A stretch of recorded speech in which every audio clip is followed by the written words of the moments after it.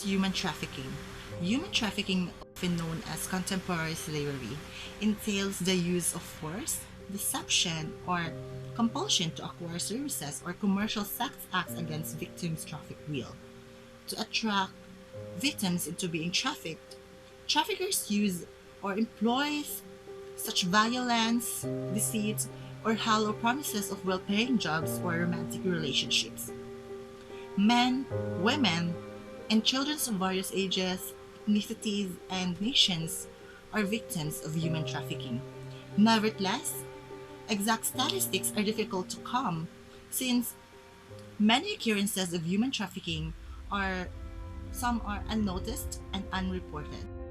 World today where one individual has complete control over another. The illegitimate trade of human beings in today's world reflects a terrible state of affairs, confirming that human trafficking is the biggest moral dilemma confronting the world today.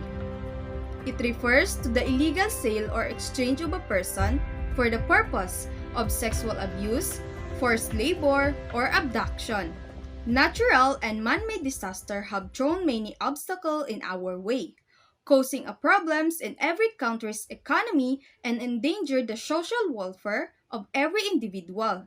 Human trafficking is one of the issues that the majority of countries in the world are dealing with as a result of the economic downturn.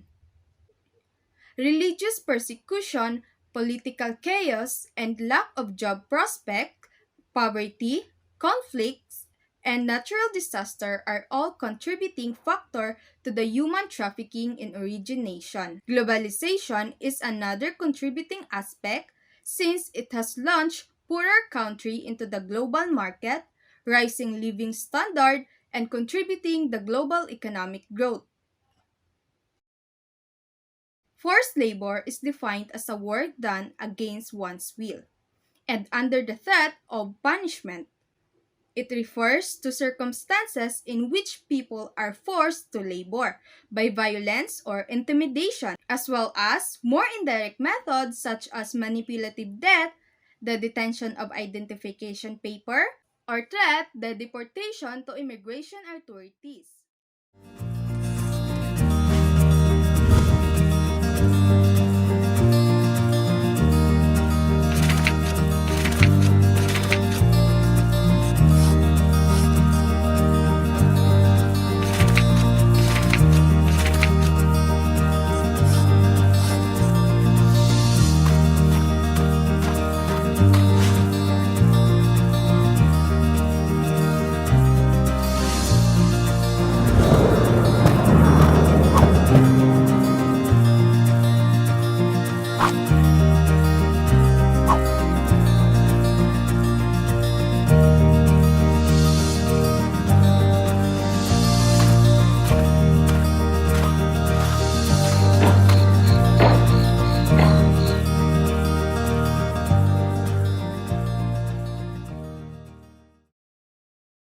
Forced labor enforcement. Forced labor is any work or service which people are forced to do against their will under threat of punishment. Almost all slavery practices contain some element of forced labor. It affects millions men, women, and children around the world. It is most often found in industries with a lot of workers and little regulation. This includes agriculture and fishing, domestic work, construction, mining, quarrying and brick kilns, manufacturing, processing and packaging, prostitution and sexual exploitation, market trading and illegal activities. Forced labor is the most common element of modern slavery. It is the most extreme form of people exploitation. Although many people associate forced labor and slavery with physical violence, in fact, the way used to force people to work are more insidious and ingrained in some culture. As this is already crosses the borderline of respecting the well-being of a human. Therefore, in whatever angle you will see it that this is illegal in both cases, where this breaks a certain law and the action involved in this act is morally wrong. because human trafficking has no regard for basic human rights and it is illegal. From a moral standpoint, that is highly wrong. Why is it worthy of moral evaluation? Human trafficking is worthy entering the moral evaluation because a certain issue is considered a moral evaluation once it causes harm in human welfare and could injure the victims and benefit those who committed the act.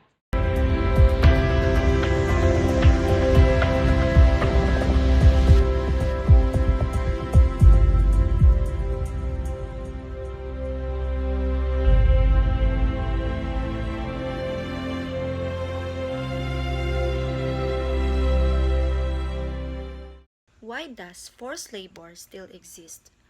Poverty and discrimination foster the conditions that allow for the continuation of forced labor.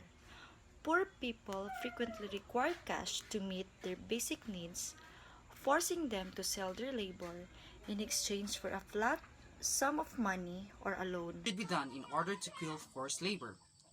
Strategies to fight forced labor can complement and reinforce priorities areas that have already been selected at a local level because campaigns, unionize more workers, enforce labor legislation, increase employment opportunities, or combat discrimination in the workplace can all be effective tools. One way to eradicate or kill forced labor is to know your rights.